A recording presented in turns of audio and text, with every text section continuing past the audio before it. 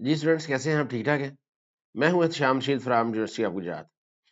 अच्छा, आज के लेक्चर में हम डिस्कस करेंगे कि इनपुट की वैलिडेशन कैसे करनी है। लास्ट लेक्चर में हमने देखा था कि हमने अपने फ्लटर एप्लीकेशन में इनपुट कैसे करनी है।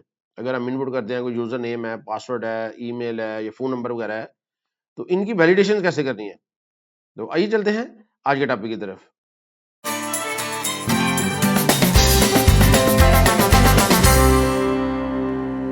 जी, पहले हम जरा बेसिक समझते हैं। इनपुट हम जब कर लेते हैं तो उनकी वैलिडेशन करनी कैसे है, लॉजिकल समझ के फिर इसके बाद हम इनकी इम्प्लीमेंटेशन करते हैं। तो ये तो आपको बताइए कि बहुत सी एप्लीकेशन में जो इनपुट आप करते हैं, वहाँ पे उनकी वैलिडेशंस भी चाहिए होती है। इनपुट फॉर्म्स होते हैं, फॉर एग्जांपल अगर आपने लॉगिन करना है, लॉगिन फॉर्म होगा, रजिस्ट्रेशन फॉर्म है, कॉन्टैक्ट फॉर्म है, पेमेंट फॉर्म है, फेस फीडबैक फॉर्म। तो ये मुख्तलिफ टाइप्स है फॉर्म्स की जिनसे आपको कभी कभी ना कभी वास्ता पड़ा होगा। अब इनके अंदर इनपुट फील्ड है। जब आपने इनपुट करनी है और सबमिट का बटन अगर प्रेस करना है या रजिस्टर का बटन प्रेस करना है, तो पहले वैलिडेशंस होती हैं कि क्या जो इनपुट्स हैं वो अकॉर्डिंग टू हमारा जो फॉर्मेट है, हमारा जो हमें चाहिए उसके मुताबिक है कि नहीं। तो जब वो हमारे फॉर्मेट के मुताबिक है, फिर हमने उनको सबमिट करना होता है। तो फ्लटर में एक स्पेशल विजेट है, फॉर्म है, जो वैलिडेशंस को मैनेज करता है। तो फॉर्म विजेट क्या है? तो फॉर्म विजेट is use to group multiple input fields and manage validation. तो लास्ट लेक्चर में हमने देखा था कि मल्टीपल इनपुट फील्ड्स को ग्रुप कैसे करना है। आज के लेक्चर में हमने देखना है कि इनको वैलिडेशन कैसे करना है। अब वैलिडेशन जब आपने करनी है तो यहाँ पे दो चीजें इंपॉर्टेंट है, जो है इधर मैंने लिखी हुई, टेक्स्ट फॉर्म फील्ड और ग्लोबल की। ये दो चीजें इंपॉर्टेंट है। ये क्या है, इनको हम देखते हैं। ये पहले जी बेसिक स्ट्रक्चर आपको बताया गया है कि आपने देखिए फॉर्म, सबसे पहले जो विजेट है फॉर्म विजेट यूज करना है। उसके अंदर आपने की बनानी है, जो की है वो उस फॉर्म के साथ अटैच हो जाएगी। ये की यूज होगी फ्यूचर में कभी, आपने जब भी उस फॉर्म को वैलिडेट करना है ना, तो उस की के जरिए करना है। आपकी एप्लीकेशन में एक से ज्यादा फॉर्म्स भी हो सकते हैं, तो हमने कैसे पता लगेगा कि हमने किस फॉर्म को वैलिडेट करना है? तो ये फॉर्म की से हमें पता लगेगा। फिर उसके बाद फॉर्म के जो चिल्ड्रन है उसके अंदर उसी तरह कॉलम लगा के आपने जितनी टेक्स्ट फील्ड लिखनी है। लास्ट लेक्चर में हमने देखा था कि आप फॉर्म के अंदर टेक्स्ट फील्ड्स जो थे ना वो यूज करते थे। तो आज हम देखेंगे कि टेक्स्ट फॉर्म फील्ड, तो ये दोनों ऑलमोस्ट सेम है। सिर्फ फर्क ये है कि टेक्स्ट फॉर्म फील्ड में हम वैलिडेशन अप्लाई कर सकते हैं, टेक्स्ट फील्ड में वैलिडेशन अप्लाई नहीं होती। सिर्फ ये फर्क है। अच्छा जी, ये जो दो वर्ड है ग्लोबल की और जो फॉर्म स्टेट है, ये क्या चीजें हैं जी? इसको पहले थोड़ा सा मैंने एक्सप्लेन किया ताकि जरा आपको इसका आइडिया हो जाए। हम फॉर्म की कैसे बनाएंगे? हमने फाइनल के जरिए, फाइनल कीवर्ड के जरिए फॉर्म की बनानी है। अब आपको पता है फाइनल जब हम बनाएंगे तो वो कांस्टेंट हो जाएगा, फिर वो चेंज नहीं हो सकेगा। ग्लोबल की फंक्शन है, इसको यूज हमने करना है और पैरामीटर हमने फॉर्म स्टेट रखना है, यानी कि जो फॉर्म की स्टेट है ना उसके मुताबिक एक उसकी की बन जाएगी। उस की के जरिए हम उस फॉर्म की स्टेट को चेक करके तो वैलिडेट कर सकते हैं। वैलिडेट कैसे करेंगे? उसके लिए हमने ये जो फॉर्म की है ना, जो हमने पहले बनाई होगी शुरू में, उसको यूज करना है। और डॉट उसका ना करंट स्टेट का मेथड है। करंट स्टेट का जो मेथड है उसको यूज करके तो आपने वैलिडेट का फंक्शन कॉल कर लेना है। अब ये एक्सक्लेमेशन साइन जो है, ये आपको पता है ये यूज होता है नल को हैंडल करने के लिए। बाय ये बाय डिफॉल्ट जो नलेबल होते हैं ना फील्ड्स, तो वैलिडेट उस वक्त कर सकते हैं आप। फिल्टर कहता है कि जब तक कोई नल नहीं है, यूजर ने सारा कुछ एंटर किया हुआ है। तो ये जो एक्सक्लेमेशन साइन है इसको लगाने का मतलब ये है कि हमें कंफर्म है कि भाई कोई भी उसमें फील्ड एम्प्टी नहीं है, लिहाजा आप इसको वैलिडेट करो। तो ये बेसिकली फिल्टर को बताना होता है, फिल्टर सिस्टम को। अच्छा जी, ये जो थोड़ा सा डिटेल्स ये अब हम देखते हैं कि जब हम फॉर्म बनाते हैं तो हम मुख्तलिफ काम करते हैं। हमने ये चेक करना होता है कि क्या तमाम जो फील्ड्स हैं वो फिल है कि नहीं। हमने बाज़ दफ़ा ये डेटा को सेव करना पड़ता है, बाज़ दफ़ा फॉर्म को रीसेट करना पड़ता है।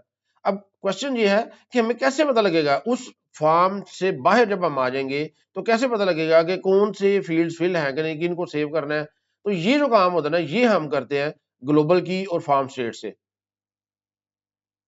तो ग्लोबल की क्या चीज़ है? ये एक स्पेशल की होती है जी, जो एक्सेस देती है हमें फॉर्म की स्टेट का, यानी कि जो फॉर्म है जिसको हमने फिल किया हुआ है उसकी स्टेट हम गेट कर सकते हैं। तो ये फॉर्म की हम बना के अब इसमें, जिस तरह मैंने आपको पहले बताया कि जो फाइनल का मतलब है कि ये कांस्टेंट है, अब एक दफ़ा इसको सिर्फ साइन कर सकते हैं। जो अंडरस्कोर फॉर्म की है ये यूजर डिफाइंड वेरिएबल है। और जो ग्लोबल की है ये फंक्शन है, जहाँ पे जो फॉर्म स्टेट है वो हम जो है ना वो गेट कर सकते हैं उसकी के जरिए। दूसरे नंबर पे हम देखते हैं जी फॉर्म स्टेट क्या है। ये फॉर्म स्टेट जो है ना, ये एक मेथड है जिसके जरिए करंट स्टेट जो फॉर्म की है ना वो हम गेट कर सकते हैं। अब ये जो मेथड है ये हमें प्रोवाइड करता है मुख्तलिफ फीचर। हम करंट स्टेट जो फॉर्म की है उसको वैलिडेट कर सकते हैं, अगर हमने उसको डेटा सेव करना है सेव कर सकते हैं, रीसेट करना हो तो रीसेट कर सकते हैं। तो जब भी हमने इसको फॉर्म स्टेट को एक्सेस करना है या गेट करना है तो हमें फॉर्म की जरूरत पड़ेगी, वो हमने यूज करनी है। अच्छा जी, हमें ग्लोबल की क्यों जरूरत पेश आती है फॉर्म के साथ? तो फॉर्म आपको पता है जी ये स्टेटफुल विजेट है, यानी कि इसकी स्टेट्स रन टाइम पे चेंज होनी है। आपने कुछ एंटर किया हुआ है उसको अपडेट करना है, आपने बताना है कि भाई ये चीज वैलिड है कि नहीं है, इनपुट जो आपने की है, तो ये स्टेटफुल विजेट है। तो इसकी इसका मतलब है कि इसकी एक इंटरनल स्टेट है, तो जो हमने किसी बटन क्लिक पे गेट करनी है, तो जो इंटरनल स्टेट जो हमने गेट करनी है वो हम गेट कर सकते हैं की के जरिए। तो ग्लोबल की के जरिए हमने फॉर्म पहले ग्लोबल की बनानी है, फिर हमने उस की को साइन करना है फॉर्म को, और फिर उस की के जरिए हम उस फॉर्म की स्टेट जो है वो गेट कर सकते हैं। ये प्रोसेस जेन में रखना है आपने। ये जो बेसिक स्ट्रक्चर है इसको आपने जेन में रखना है। ये देखिए सबसे पहले हमने एक फॉर्म की बनाई है, ये फॉर्म के बाहर बनेगी, ठीक है। और उसके बाद ये हमने एक फॉर्म लिखा हुआ है। अब फॉर्म के अंदर हमने की एट्रीब्यूट यूज करके तो फॉर्म की उसको साइन कर देनी है, बाकी सारा फॉर्म हमारा वही रहेगा। तो ये इधर मैंने स्टेप्स बता दिए कि फॉर्म की पहले आपने बनानी है, फिर उसको आपने फॉर्म के साथ अटैच करना है, और अब हम इस की के जरिए पूरे फॉर्म को एक्सेस कर सकते हैं, उसकी स्टेट को। अब वैलिडेशन कैसे जो है वो वर्क करती है? तो जब आप ये स्टेटमेंट लिखते हैं फॉर्म की dot current state dot validate, तो बेसिकली होता क्या है, सबसे पहले चेक किया जाता है कि इस फॉर्म की के साथ कौन सा फॉर्म कनेक्ट है, फिर उसके जितने टेक्स्ट फील्ड है वो सारे चेक होते हैं एक फंक्शन के जरिए। जब आप डॉट वैलिडेट का फंक्शन यूज करते हैं तो याद रखिएगा जितने फॉर्म फील्ड्स है ना वो सारे चेक होने हैं, आपने इंडिविजुअल करके हर एक को अलग अलग नहीं चेक करना। अब बेसिकली होगा क्या कि जो हर फॉर्म फील्ड है ना उसकी एक वैलिडेटर प्रॉपर्टी होगी, तो उस प्रॉपर्टी को चेक किया जाएगा।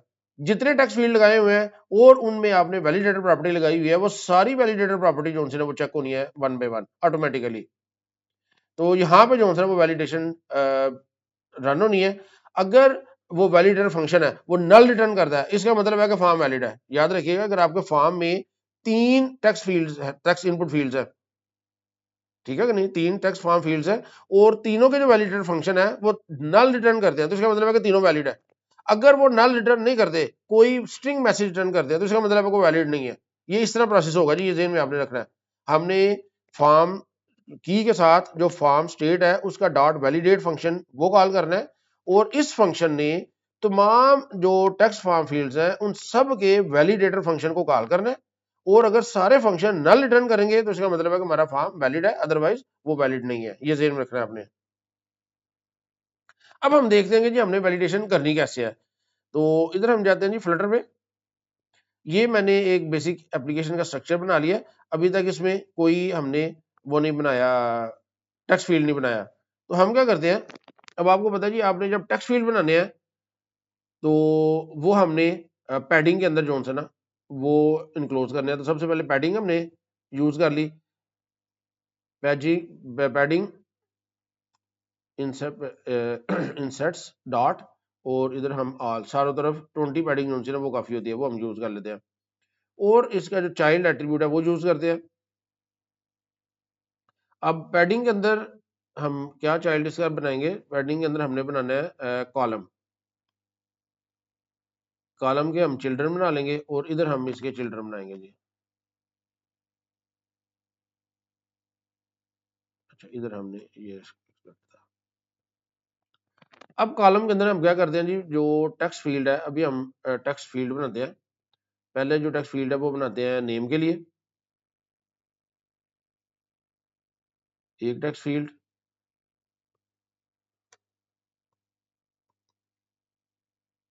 टेक्स्ट फील्ड दो टेक्स्ट फील्ड बना लेते हैं। अच्छा जी, अब हम इसकी जो डेकोरेशन प्रॉपर्टी है वो यूज करते हैं, और इसके ऊपर हम लगा लेते हैं, इधर हमने लगाना है जी इनपुट डेकोरेशन। इसके अंदर हम हिंट टेक्स्ट यूज कर लेते हैं। हिंट टेक्स्ट है नेम, और एक हम यूज कर लेते हैं जी label text, enter your name.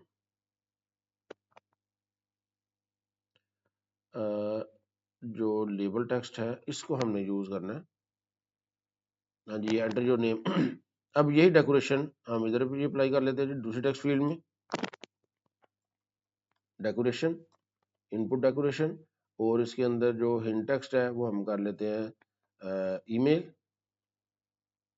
और लेबल टेक्स्ट यूज कर लेते हैं एंटर योर ईमेल।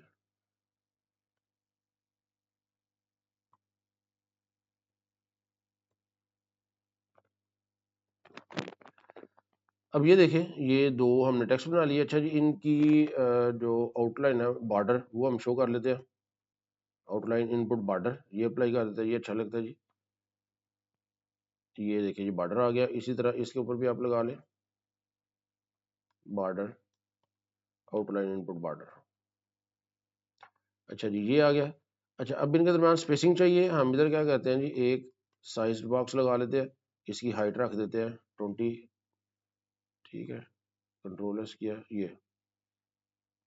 तो चूंकि इधर भी हमने सब जगह पे 20 दिया है, इधर भी 20 कर लेते हैं। अब मैं क्या करता हूँ जी, इसको कॉपी करता हूँ जी, साइज बॉक्स से लेके ये टेक्स्ट फील्ड को कॉपी, और इधर जाके मैं पेस्ट कर देता हूँ। ये 2 दफा पेस्ट कर दिया। अच्छा जी, इधर कामा नहीं लगा हुआ था, वो कामा लगा लिया, इधर भी नहीं लगा हुआ। देखिए जी, एंटर योर ईमेल। अब ये हम बना लेते हैं ईमेल के बाद फोन, एंटर योर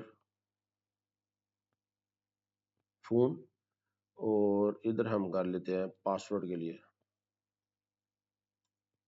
और enter your password.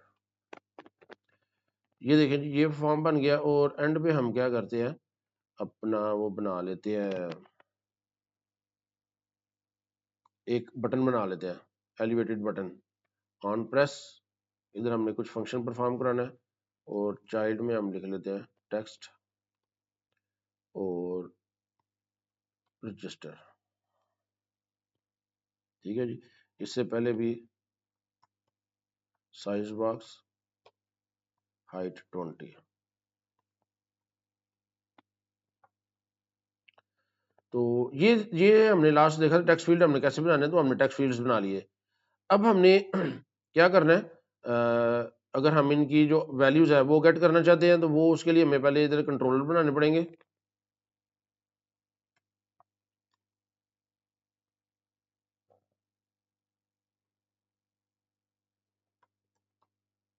Text editing controller, एक है name controller is equal to text editing controller. तो इसको मैं कंट्रोल डी प्रेस करूंगा ना, तो ये डाउन नीचे कॉपी हो जाएगी। ये 3 दफा मैंने कर लिया। अब नेम कंट्रोलर की जगह इधर मैं कर देता हूँ ईमेल कंट्रोलर, इधर मैं कर लेता हूँ फोन कंट्रोलर, और लास्ट में मैं कर लेता हूँ जी पासवर्ड कंट्रोलर। ये मैंने कर लिया। तो अब इनको साइन कर देते हैं जी हर एक को। ये जो पहली टेक्स्ट फील्ड है, तो कंट्रोलर इसका क्या है जी, ये नेम है ना, तो इसका हो जाएगा नेम कंट्रोलर। इसका जो टेक्स्ट फील्ड है, इसको इसका जो कंट्रोलर है वो हो जाएगा ईमेल कंट्रोलर, और इसका हो जाएगा कंट्रोलर फोन कंट्रोलर, और लास्ट का हो जाएगा पासवर्ड कंट्रोलर, पासवर्ड कंट्रोलर। तो इनकी वैल्यूज अगर हमने शो करनी है, तो इधर जॉनसन है वो सिंपल हम शो कर सकते हैं प्रिंट, और इधर मैं लिख सकता हूँ नेम, और डॉलर साइन लगा के इधर मैं लिख दूंगा नेम कंट्रोलर डॉट टेक्स्ट, और इसको भी मैं 1 2 3 दफा कॉपी कर लिया। अब नेम कंट्रोलर की जगह इधर मैं कर देता हूँ ईमेल कंट्रोलर, इधर मैं कर देता हूँ फोन कंट्रोलर, और इधर मैं कर देता हूँ पासवर्ड कंट्रोलर। तो इसको मैं सेव कर लिया। तो अगर अभी इसको मैं रजिस्टर करूंगा,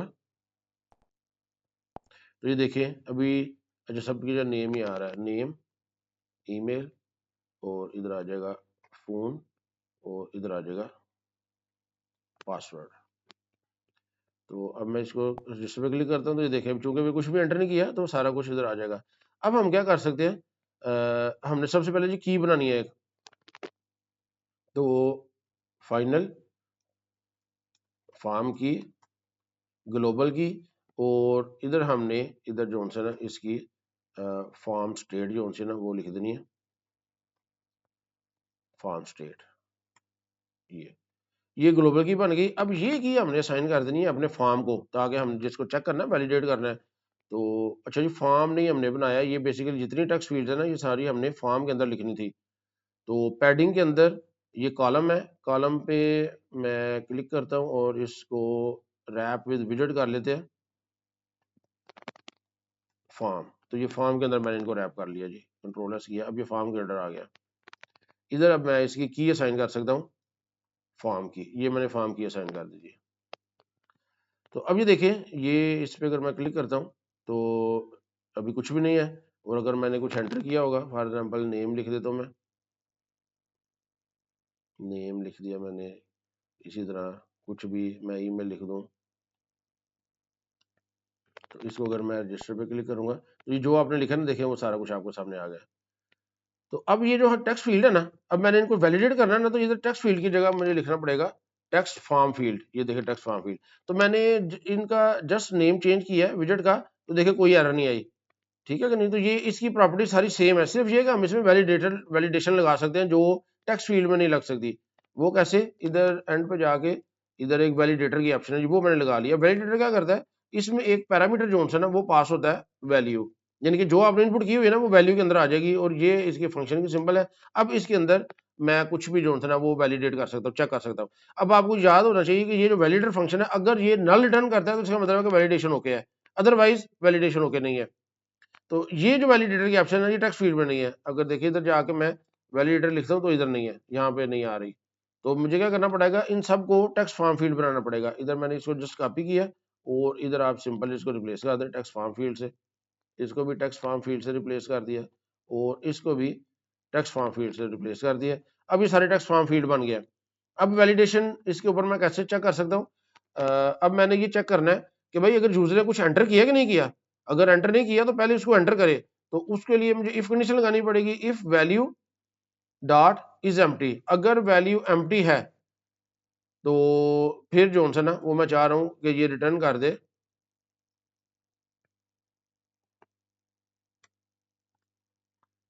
प्लीज एंटर नेम। ये टेक्स्ट, ये स्ट्रिंग में रिटर्न कराना चाह रहा हूँ, तो ये मैंने लिख दिया।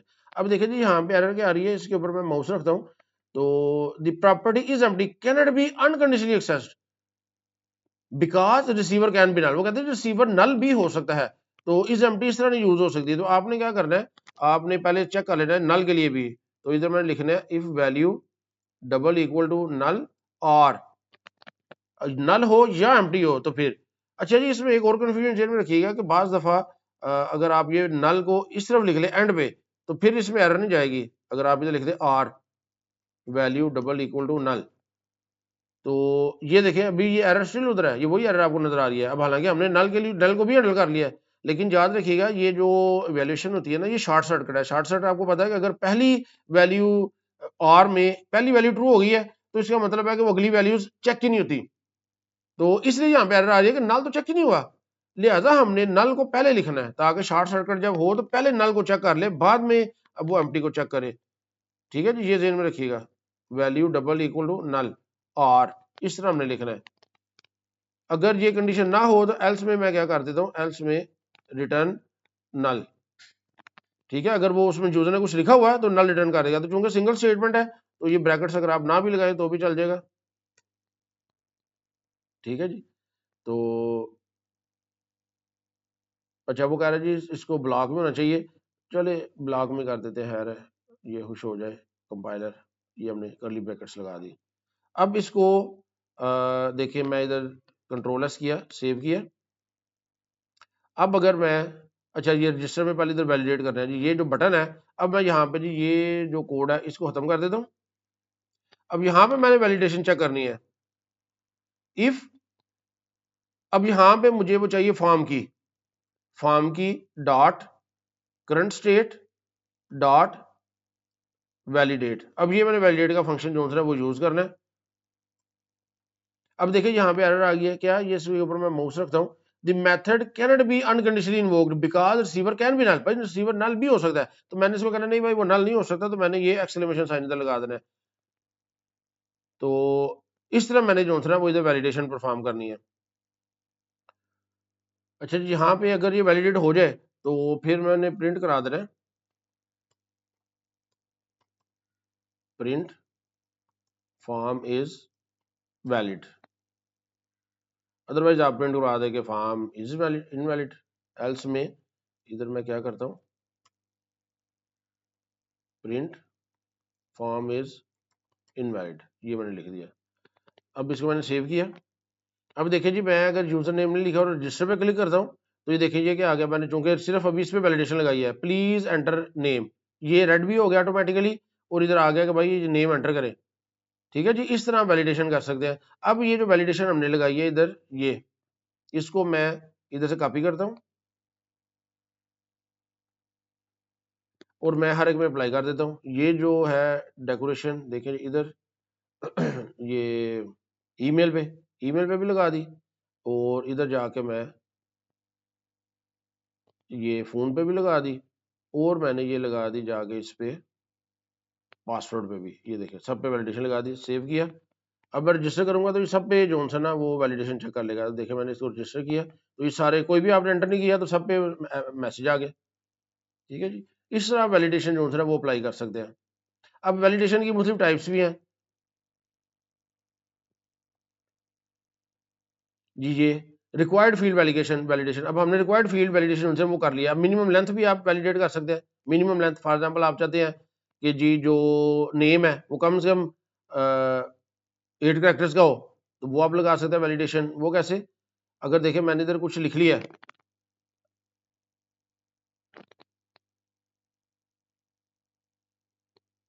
अच्छा सॉरी इसको मैंने पहले रिफ्रेश नहीं था किया, इसको हार्ड रीलोड किया। अब मैंने नेम जो है वो एंटर कर दिया, फॉर एग्जांपल असलम लिख दिया। ईमेल बाकी मैं कुछ भी नहीं लिखता, रजिस्टर करता हूँ तो अब देखिए जी यहाँ पे एरर आ गई है। अच्छा, ये हमारा कोई कंट्रोल जो है ना वो बाहर जा रहा है, render flex overflowed by 1.8 pixel on the bottom. अच्छा जी, देखें जब हम इसको रजिस्टर करते हैं तो यहाँ पे सब एरर्स आ गई हैं। अब मैं इस पर क्लिक करता हूँ तो ये देखिए यहाँ पे जो है ना रेंडर एरर आ गया है, render flex overflowed bye 22 pixels. तो बेसिकली हो क्या रहा है कि ये जो आपने लेआउट बनाई हुई है, जब ये कीबोर्ड इधर ओपन होता है तो कुछ जो विजेट्स हैं, अब ये देखिए नीचे बटन लगा हुआ था, वो ये कीबोर्ड जो है ना इसके ऊपर आ गया है और पूरा जो आपका फॉर्म है वो शो नहीं हो रहा, तो यहाँ पे रेंडर एरर आ गई है। अच्छा, फ्यूचर में हम इसको देखेंगे कि हम जब रिस्पॉन्सिव लेआउट्स बनाएंगे तो इसको कैसे हैंडल कर सकते हैं। अभी बेसिकली क्या है, चूंकि हमारी स्पेस का मसला आ रहा है, स्पेस जो है ना ये कीबोर्ड ऊपर आने से स्पेस कम हो गई है, तो इसको फिलहाल हम हैंडल कर लेते हैं जी। ये जो साइज बॉक्स हमने 20 का लगाया हुआ ना, इसको 10 कर देते हैं, थोड़ा थोड़ा इसको कम करते हैं ताकि ये स्पेस जो है ना वो पूरी आ जाए। 10 किया मैंने, इधर भी 10 कर दिया साइज बॉक्स और इधर भी इसको मैंने 10 कर दिया। तो इसको मैं दोबारा रीलोड करता हूँ। अब ये देखिए, अब अगर मैंने रजिस्टर किया तो ये एरर्स आ गई। अब मैं इधर क्लिक करके देखिए अब मैं करने लगा। अब चूंकि ये जो कीबोर्ड है ये इसके ऊपर नहीं आया, लिहाजा वो हमें रेंडर एरर नहीं आई। तो फिलहाल अब आपने इसको उतने भी कंट्रोल्स लगाने हैं जितने स्क्रीन पे इधर पूरे आ जाए कीबोर्ड के बावजूद भी। तो अब मैंने नेम एंटर कर लिया। अब मैं इसको रजिस्टर पे क्लिक करता हूँ तो अब देखिए नेम वैलिड है, बाकी सारे इनवैलिड है। तो लेकिन मैंने इसकी लेंथ चेक करनी है, तो मैंने क्या करना है जी, इधर ये जो नेम है ना, ये वैलिडेशन ये जो लगाई हुई है, यहाँ पे आप इसकी लेंथ चेक कर सकते हैं। इफ इस इफ के अंदर इस तरह जी,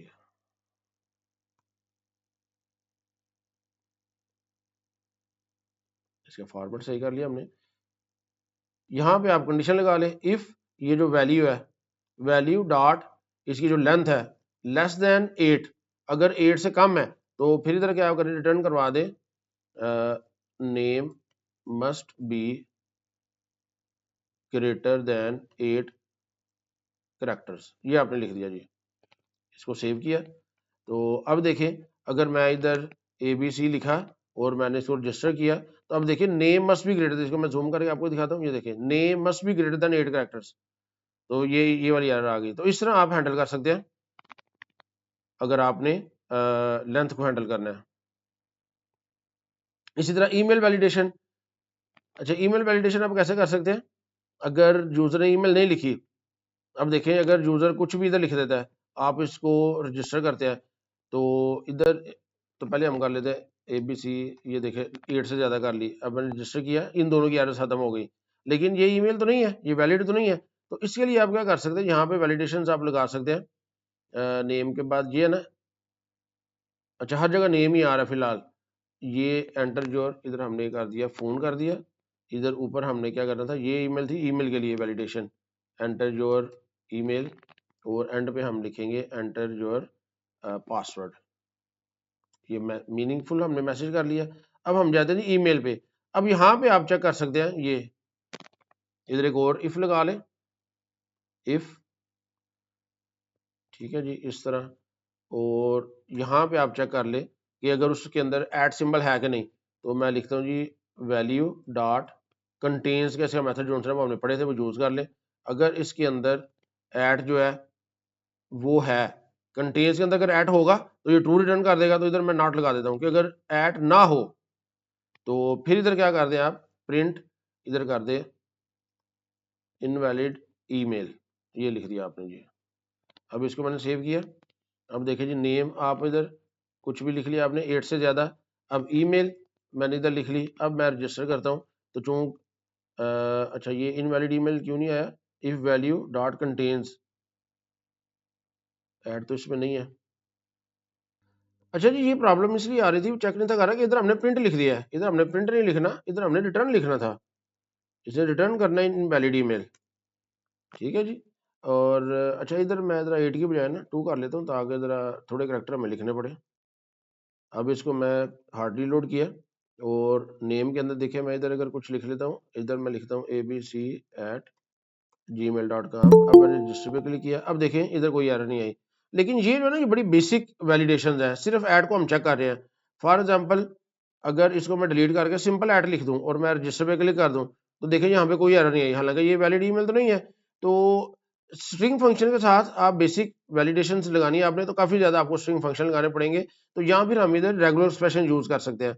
वो कैसे, अगर मैं लिखूंगा जी रेगुलर एक्सप्रेशन, इधर मैंने रेगुलर एक्सप्रेशन देना है। मैं कहता हूँ जी स्टार्टिंग में कोई भी करेक्टर्स हो ए से जी तक, और कम से कम ए को प्लस कर दिया मैंने। इसके बाद ऐट सिंबल आनी चाहिए, और उसके बाद फिर ए से लेके जी तक कोई भी सिंबल्स हों, कम से कम एक प्लस लगा दिया। और इसके बाद जो है ना वो डॉट आना चाहिए, बैक स्लैश डॉट लगा दिया। और इसके बाद फिर आगे कोई भी ए से जी तक सिंबल्स होने चाहिए, प्लस कर दिया। तो इसके साथ मैंने आर लगा दिया ताकि इसको स्ट्रिंग के तौर पे कंसिडर करें। अब इसको डॉट मैंने चेक कर लेना है, हैज़ मैच किसके साथ, ये जो वैल्यू है उसके साथ इसको मैच करना है। तो अगर ये मैच ना हो, इधर मैं नॉट लगा दिया, अगर मैच ना हो तो इनवैलिड ईमेल आ जाए। अच्छा जी रेगुलर एक्सप्रेशन मैंने कैसे लिखा है, इसके लिए मैंने एक लेक्चर डिटेल से रिकॉर्ड करवाया हुआ है, जिसका लिंक मैं इधर कहीं टॉप पे दे दूंगा। तो अगर आपको रेगुलर एक्सप्रेशन का नहीं आइडिया तो उसको आपने देख लेना है। मैंने तो अपने स्टूडेंट्स को लास्ट जो कोर्स पढ़ाया था उसमें एडवांस प्रोग्रामिंग टेक्निक, उसमें रेगुलर एक्सप्रेशन पढ़ाए थे। तो जिन्होंने रेगुलर एक्सप्रेशन का जिनको आइडिया नहीं है वो रिवाइज कर लें इस लेक्चर से। अब मैं इसको हार्ट रीलोड किया। अब देखिए अगर मैं नेम कुछ लिख दिया और इधर अगर मैं सिंपल ऐट लिखता हूँ और मैं रजिस्टर पे क्लिक करूंगा तो ये आ जाएगा इनवैलिड पे। अब आपको पूरा लिखना पड़ेगा abc@gmail। अब मैंने डॉट कॉम नहीं लिखा, फिर चेक करता हूँ, फिर वो वैलिड कह रहा है।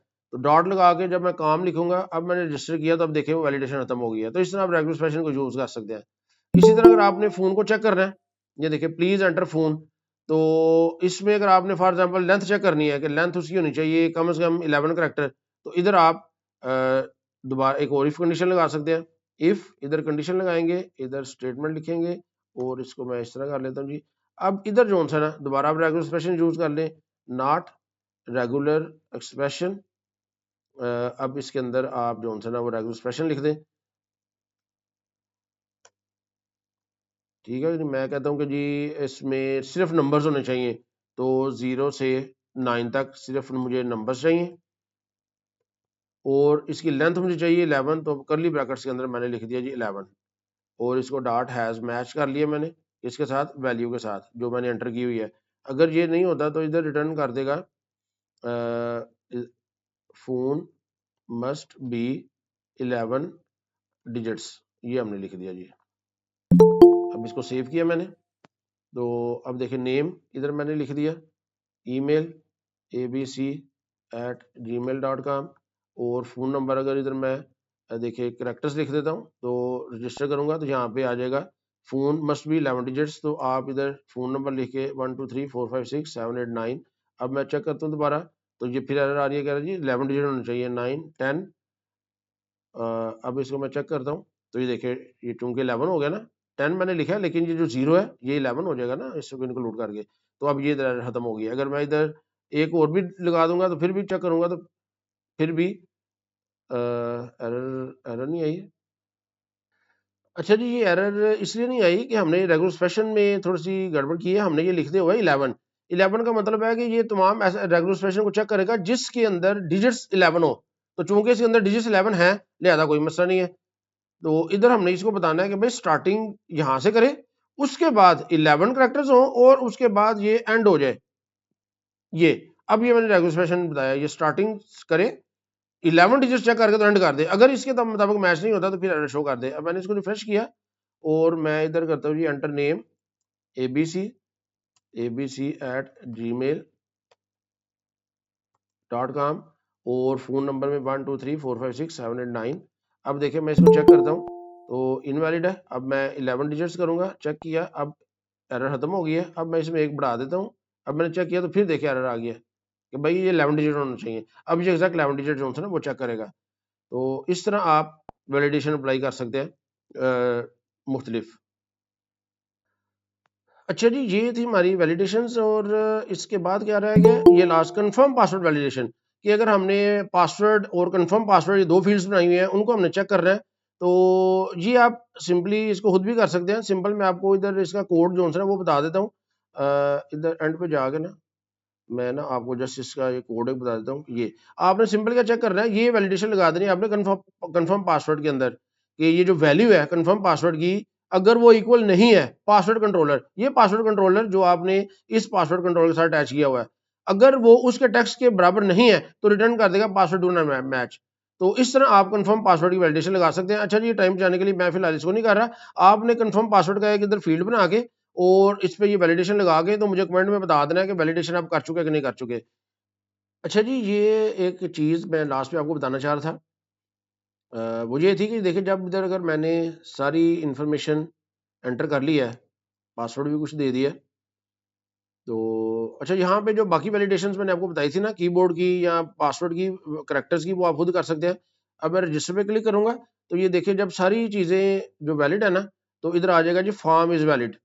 ये देखें फॉर्म इज़ वैलिड आ गया, अदरवाइज होता था फॉर्म इज़ इनवैलिड। तो अगर आप इधर मैसेज शो करना चाह रहे हैं तो एक हमारे पास मेथड है, वो मैंने आपको बताना है। इधर आ जाए नीचे, ये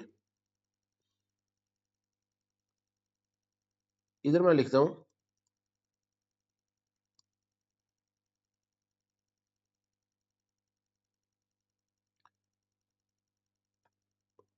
ये स्कैफोल्ड मैसेंजर, ठीक है, डॉट ऑफ कॉन्टेक्स्ट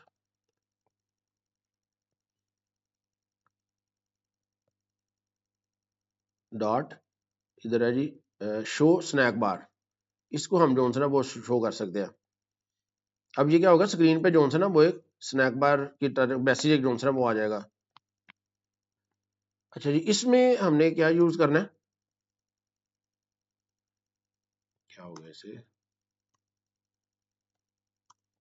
इधर हमने एक स्नैक बार विजेट जो है ना वो बनाना है, स्नैक बार, इसके जो कंटेंट है उसमें हमने लिख देना है फॉर एग्जांपल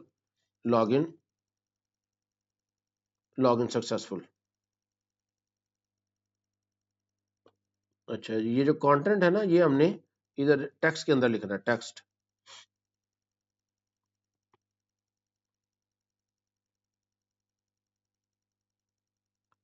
अच्छा इधर क्या एरर आ रही है, ये, तो अब इसको मैं दोबारा हार्ड रीलोड करता हूँ।